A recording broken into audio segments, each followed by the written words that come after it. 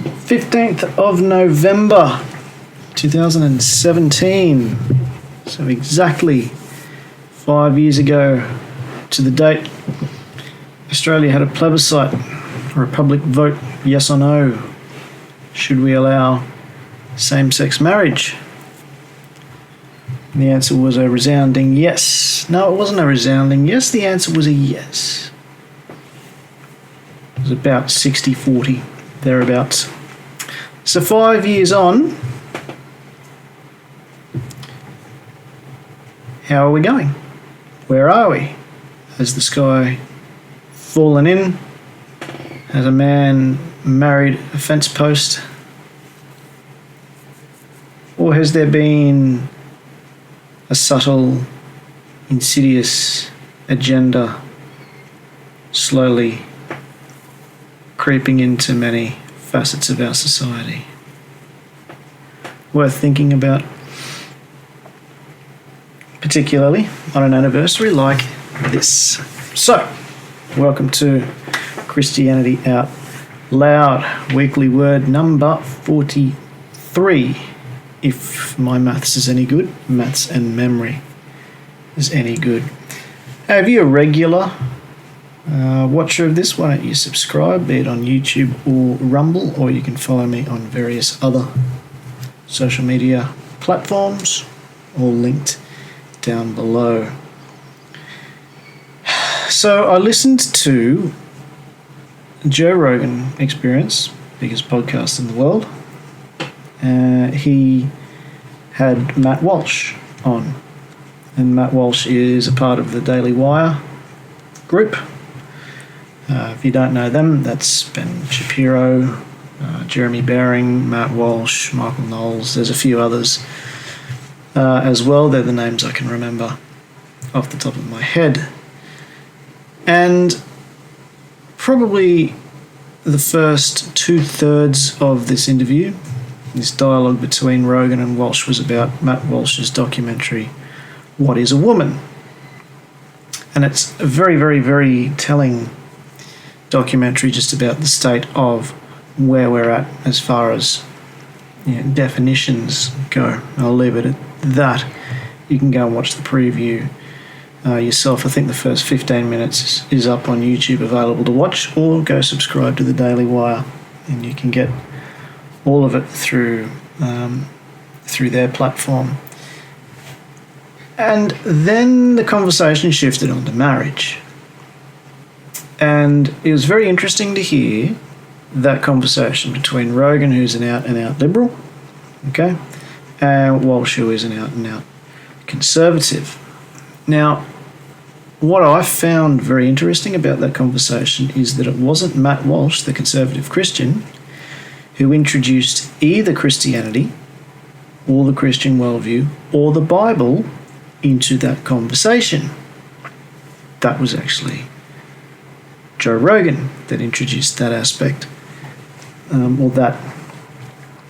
aspect of the subject, the topic, into the conversation. And Walsh actually made a point of saying, you introduced the Bible and Christianity, so if you want to talk Christian morality, then we can. But I, being Matt Walsh, I'm not answering this question from a biblical or Christian perspective. And that was probably 45 minutes, I can't remember. Fascinating conversation. If for no other reason to hear two people who are diametrically opposed on a topic have a civil discourse. It was quite refreshing, something that we don't get on mainstream media. But I agree very much with Walsh's premise, and it's something I have thought for some time. And it is an issue really of definition. Now, what is a definition? Used to be, if we defined something, it had a set characteristic. That's all characteristics. That's what that thing had. And you can go and tell from his documentary, or you can tell just by, picking up any mainstream media publication today, that we are really suffering with these issues of definition. what is a woman, as Matt Walsh asked. Now, that's a fairly simple question to answer. You will have that particular chromosomal makeup. You will have breasts, womb, vagina. You will produce eggs, etc. Okay? That's it. That is what makes you a woman. Okay? The feeling, which is what a number of men have now decided, the feeling that they are a woman is a feeling. Okay? And I could delve down into that, what I have done previously.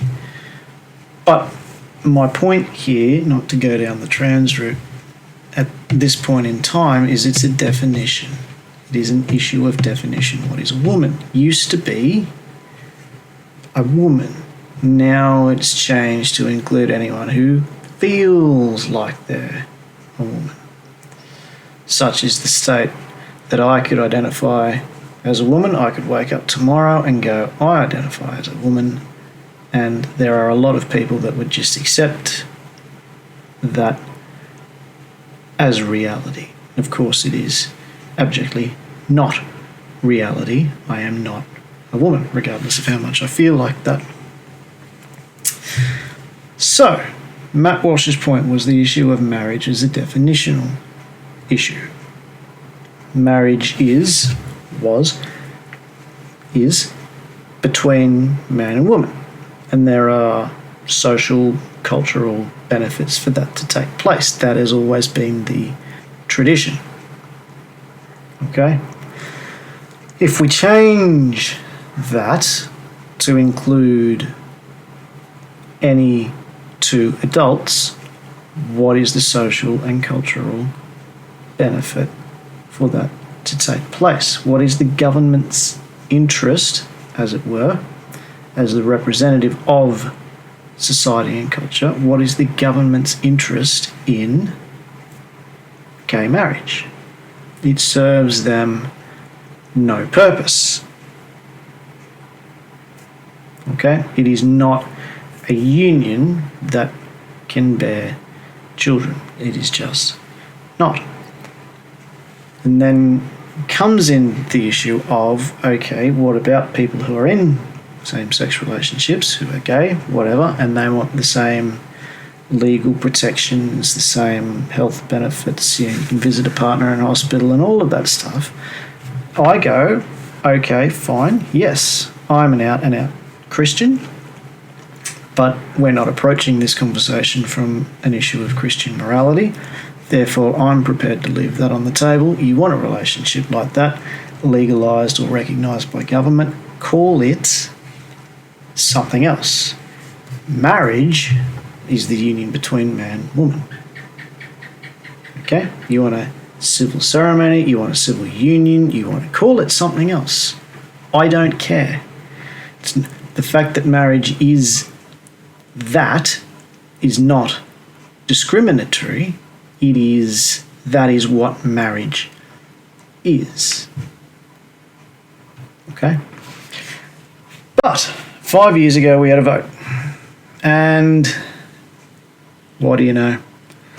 About 60% of people voted yes, about 40% of people voted no. Now I'm referring to an article in the Sydney Morning Herald, which I will post a link to below. Unfinished business and a teal reckoning same-sex marriage 5 years on. If you're not watching from Australia, the so-called teal reckoning was a group of independents who won seats, took votes basically out of the Conservative Party here. They drew votes away from them. Yes, also away from our left-wing party, being the Labor Party, but these independents were running on what is essentially a Labor Greens platform, just independent. So they called it the teal reckoning as a motorcycle drives past. So it's interesting to note that same-sex marriages accounted for just over 3% of the nation's total marriages in 2021.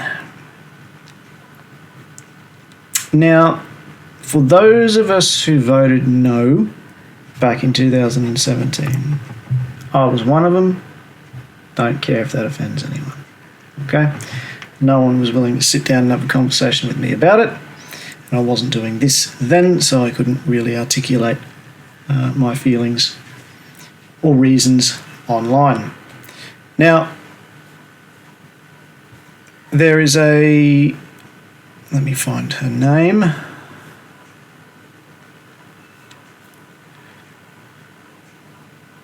Anna Brown. Sorry for the delay there. Anna Brown. Okay. Now, she is the chief executive of the LGBTQ lobby group Equality Australia. Anna Brown. Remember that name.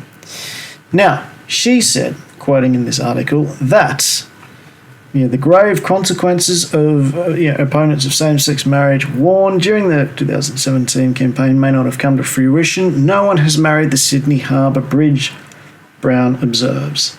Yeah, and that was one moron who jumped up and down and said something like that, and that person should have no attention paid to them.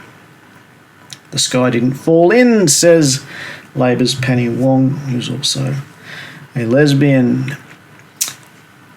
But there have been several knock-on effects, and that is what I was saying back in 2017. Okay? So, what has happened since then? Well, we are now at a we're now at a situation in the state of Queensland here in Australia where the Queensland Human Rights Commission has proposed changes to the Anti-Discrimination Act that we have here. And what those changes will do is they will force, in this case education, force Christian schools to remove faith as an important tenet of employment at that institution. Making a decision like that will be considered a discriminatory act, will fall under the Anti-Discrimination Act, and these Christian schools will be liable. I said that back in 2017.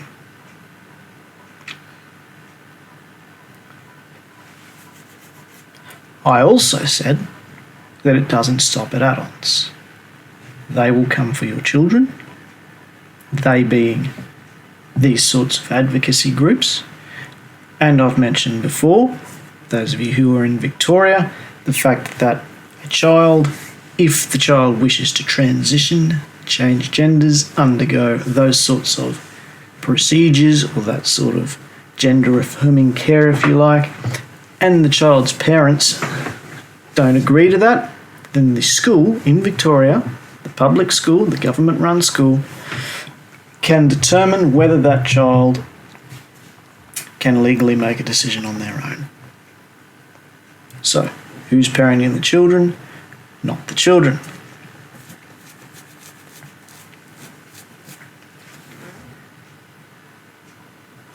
Okay? The no side in this vote back in 2017, again I'm paraphrasing from the article, this is exactly what I said, lent heavily on appeals to other matters. It warned of creeping attacks on religion, tick, religious people, tick, religious institutions, tick, and asserted, I'll insert correctly, end bracket, and asserted marriage equality was a Trojan horse for a broader, more sinister LGBTQ agenda. Well, tell me I'm wrong when you look at Victorian law.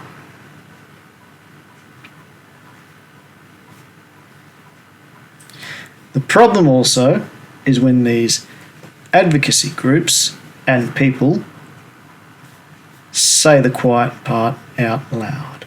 Now, I don't think they care anymore that we know that they're saying the quiet part out loud, which means they just say it, because who are we to stop this juggernaut of an agenda, which accounts for a significant minority of our population? Anna Brown, again, the Equity Australia boss, certainly hopes to secure more changes on that front from the federal government and the states. This is unfinished business, she said. It is not acceptable for religious schools or any employer to discriminate against a person because they're gay or transgender or because they refuse to sign up to discriminatory beliefs about LGBTQAI plus people.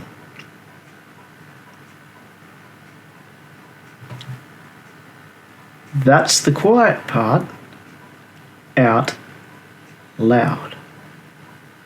What was the aim? Was the aim simply to have two people who love each other affirm publicly to their own friends and family because it mattered to them? Affirm that relationship. Have the government recognise that relationship. Was that the end goal?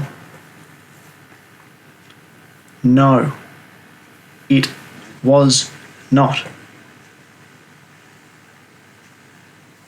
Andrew Thorburn down in Victoria spent one day as CEO of Essendon Football Club. Why? Because he happens to go to a church that has, quote, controversial views on homosexuality and abortion. If they're biblical views, they're not controversial, they're biblical. Don't like it? Don't go to the church. Simple. Don't dictate what they can and can't say. It is not acceptable for religious schools or any other employer to discriminate against a person because they're gay or transgender or because they refuse to sign up to discriminatory beliefs about LGBTQAI plus people. Okay, Equity Australia. You want equality? Did I call them Equity Australia? Equality Australia. Sorry. Okay, Equality Australia and Anna Brown. Go hire Lyle Shelton. Go offer him a job. Australian Christian Lobby. Go offer Wendy Francis a job. Australian Christian Lobby. Go offer Brian Houston a job. Don't leaving aside whatever muck the media is trying to drag up about him. Take it for what it is. Go offer Brian Houston a job. Offer me a job. You want equality? Then that same standard should be applied to you. There should be Christians who oppose your worldview working at your institution.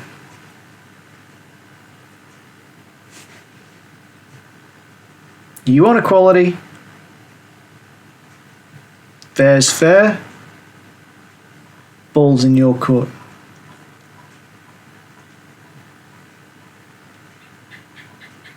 Now, to any Christians who are watching this, get off your backside and write to your local politician.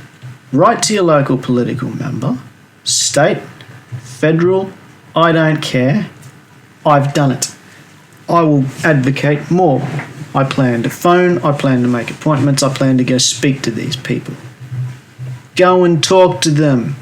You don't want religious freedoms removed. You don't want someone ultimately at your church dictating what you can and can't say, dictating what your minister can and can't say. You're not allowed to have these views, express these views on homosexuality and abortion. Is it in the Bible? Yes, good. Well, then I can express it. I realise we don't live under a true freedom of speech institution like they have, say, in the US, although that's under increasing threat from these sorts of advocacy groups. What right does a government have to tell a Christian school you cannot employ people who adhere to your faith? Why is the government making moves like that? Well, let's see. Who killed off the religious discrimination bill? Which community? Which group of people? I'll let you think about it. It's got several letters. Starts with L, it's about that long.